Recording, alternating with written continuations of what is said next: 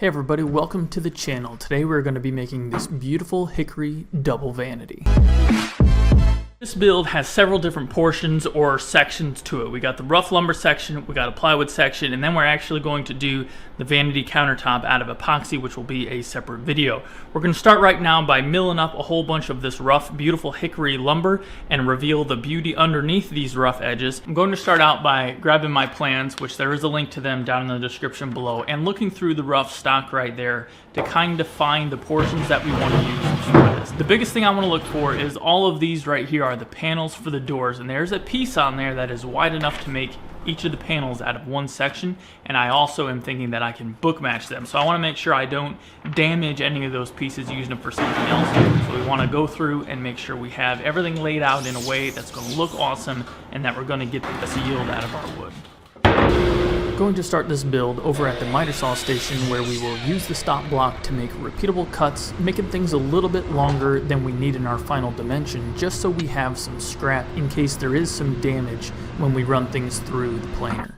This is the first time that I've worked with lumber from Tucalsic Lumber up in Brown City, Michigan, and I am very impressed. This is some good quality stuff. As you can see, this is a 12-foot board that is over 14 inches wide, just a beautiful piece of lumber, and dry as can be, right where you want to be for working with fine furniture. This is that wide board that we will get our book-matched door panels from, and it's a beautiful piece of wood like I mentioned before. I'm going to use the jigsaw and a speed square to break it down into a workable length, and then we will set this one to the side because we got to do something special to get that on the jointer and get everything flat. Now I do have helical heads on both the jointer and the planer, and it makes quick work of hickory, which, as you know, is a very, very dense, hard wood. No problem on these machines, it just gobbles them right up. I flattened one face and one small side over on the jointer, and then we are going to move over to the planer where we will square up that opposite side that we just flattened out on the planer. Stumpy Nubs on YouTube just put out a great video on why we use a jointer, and I have gotten a few questions about that recently, so I'll link to Stumpy down in the description below so you guys can get a better understanding of why you need a jointer if you're going to do milling like this. My planer actually has two different speeds, and when I'm trying to rough mill a bunch of lumber, I go to the high speed, but as you can see right here, it's not nearly as smooth as the slow speed. It is double as fast, which is awesome, but when we want to get that final cut, I always slow it down and take a thinner pass to make sure we have a glassy, smooth finish. Now this is what I was talking about. Remember that wide board? We got to do something special, and I have a specific video on how to joint boards that are wider than your jointer, and I'm going to link to that down in the description below, and it will be up in one of the corners as well. If you want to know all the details on how to do that, very, very simple, go check out that video, and we're just going to kind of breeze through it right here so we don't have to spend the time. Once we were done milling things up and we had everything nice and flat, I needed to do that book match on the door panels, and that was done over at the bandsaw. This is certainly the widest piece of material that I have ever resawn on this bandsaw.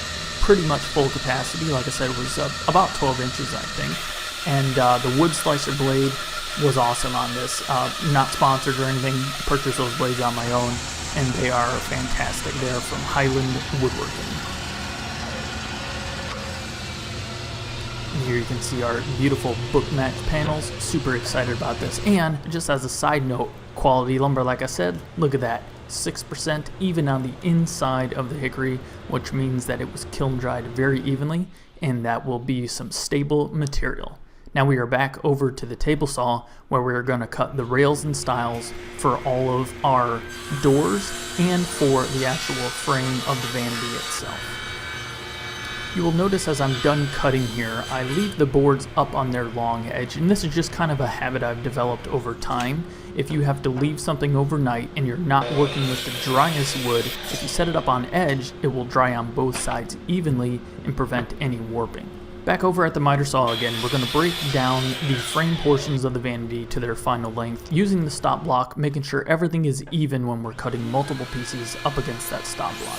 Going to be using some pocket holes to assemble the frame of this vanity. Yeah, they might not be the most aesthetically pleasing method of joinery, but as long as you plan ahead and you hide the pockets or you cover the pockets, it's a perfectly wonderful method of joinery for something like a vanity.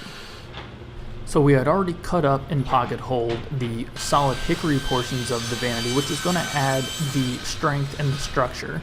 but now we're going to actually cut up some 3/4 inch plywood, which will make for the larger panels of the vanity itself. And after I purchased this plywood, which is now $60 a sheet nowadays, I almost wondered if I should go with the solid hickory because I got such a good deal on that hickory, but I already had the plywood in the truck, and I decided just to go with this route because it will be a more stable piece of material, as plywood doesn't really shift around as well.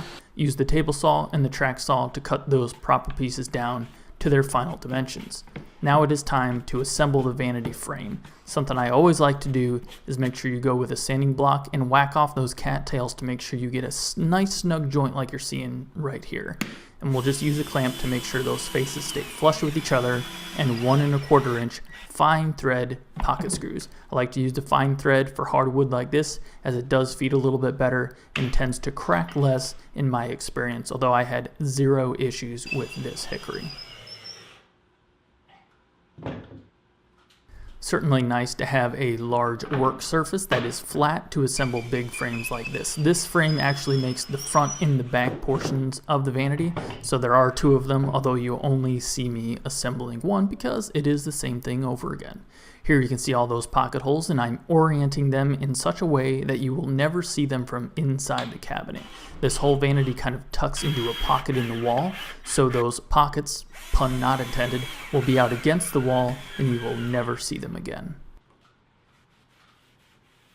I am making pretty sure that I get any glue squeeze out of here because it is a vanity and it's going in a humid environment, or a rapidly changing environment of humidity. I'm using Type-On 3 because that'll be the most durable, and Type-On 3 actually dries a little bit brown, so I'm just making sure that I get all of that off there because we will have a clear top coat on here and those dark streaks would be visible. So we got one side of the frame on, and then we'll just slide the whole carcass over on the other side and screw it down. And here you can see the construction. We kind of have those 2 frames sandwiching plywood panels on the inside. There are a couple dividers that go in as panels so we can add some drawers, and a couple horizontal pieces of hickory that we'll add later on in the build as well.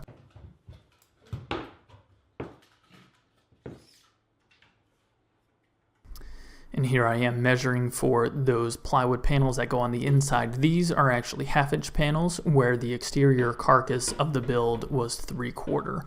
All of the drawers for this will be 1/2 inch plywood as well. There's just no reason to have 3/4 inch plywood drawers, and it saves you a little bit of money, although nowadays not very much. Again, just using pocket holes to fasten these panels into place. Obviously, with this beautiful hickory, we want to make sure that all of the visible faces are solid hickory, so we're adding some edge banding that will be glued into place, no nails.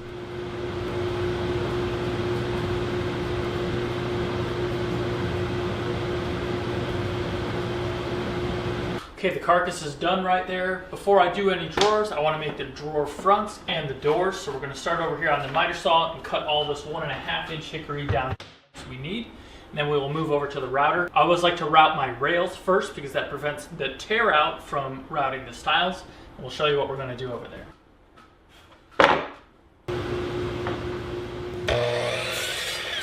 If you've been watching the channel for some time, you'll usually notice I rotate the boards as I move them up against the stop blocks. See that little gap right there?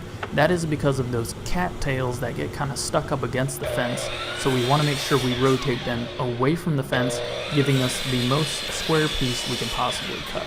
Once everything was cut down at the miter saw, it was time to move over to the router where we would route those rails and stiles. And I'm using an angled shaker style bit that is brand new, nice and sharp, and just ate right through this hickory.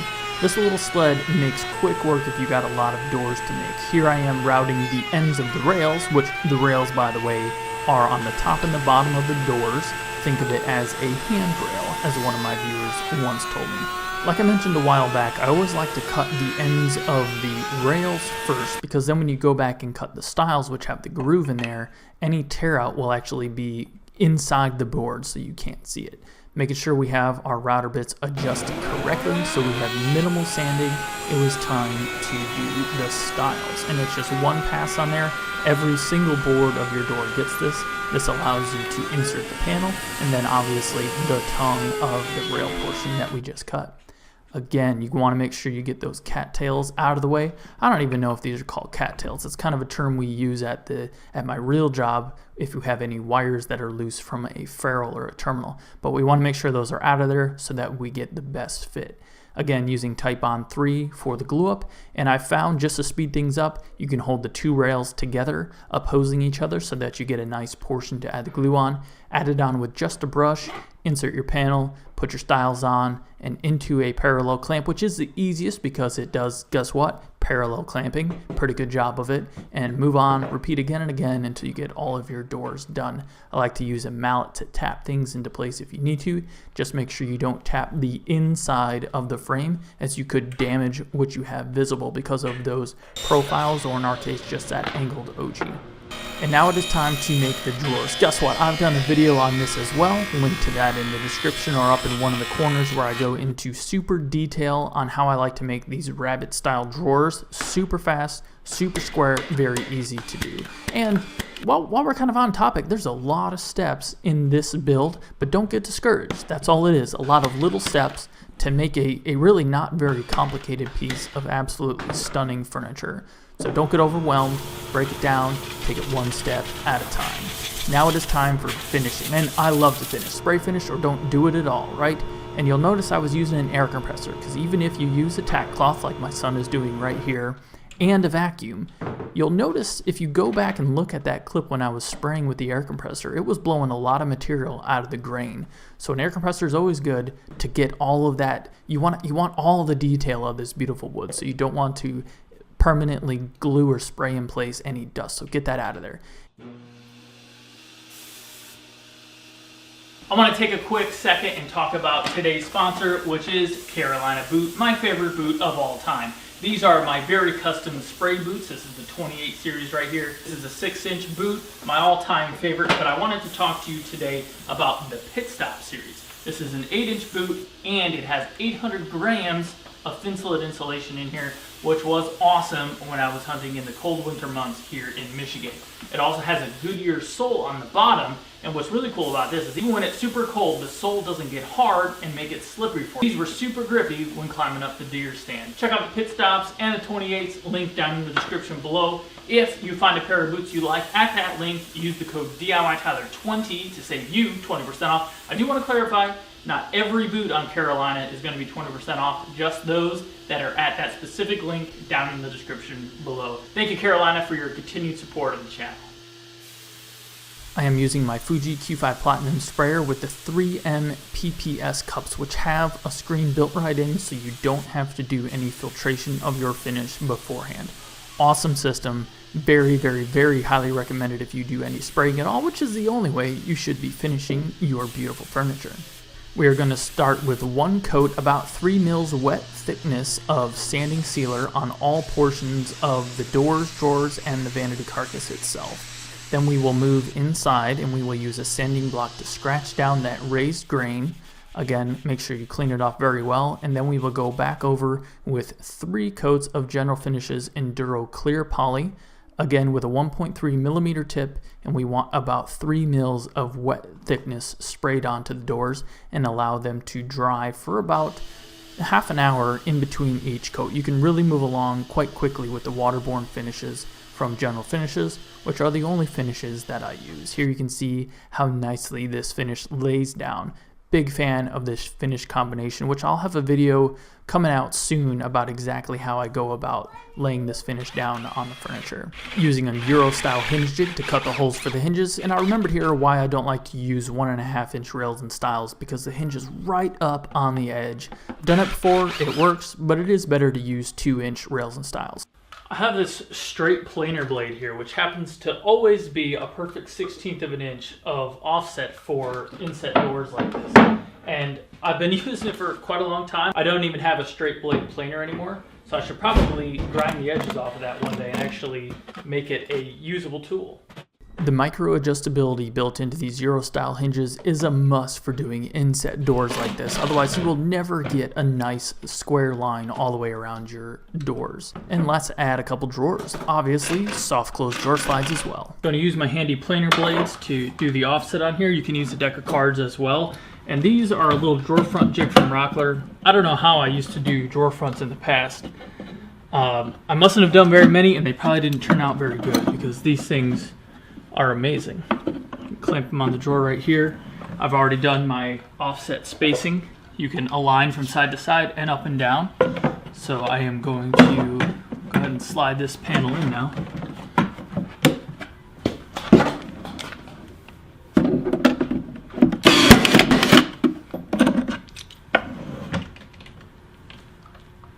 At this point, the vanity has been installed in the bathroom. Not very fun. It was just a lot of struggle to get it in there, but it fit perfect.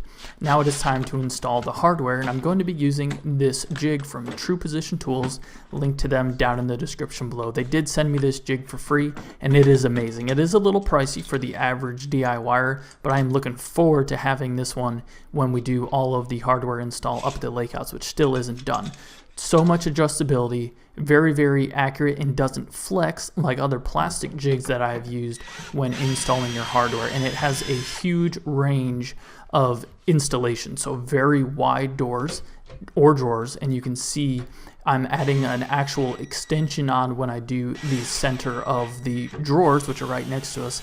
And I don't have to measure. I can use this stop block on this thing, and it was just great. Easiest install I've ever done for drawers and drawer sides, thanks to True Position Tools. And look at all that soft close action. So wonderful, so wonderful.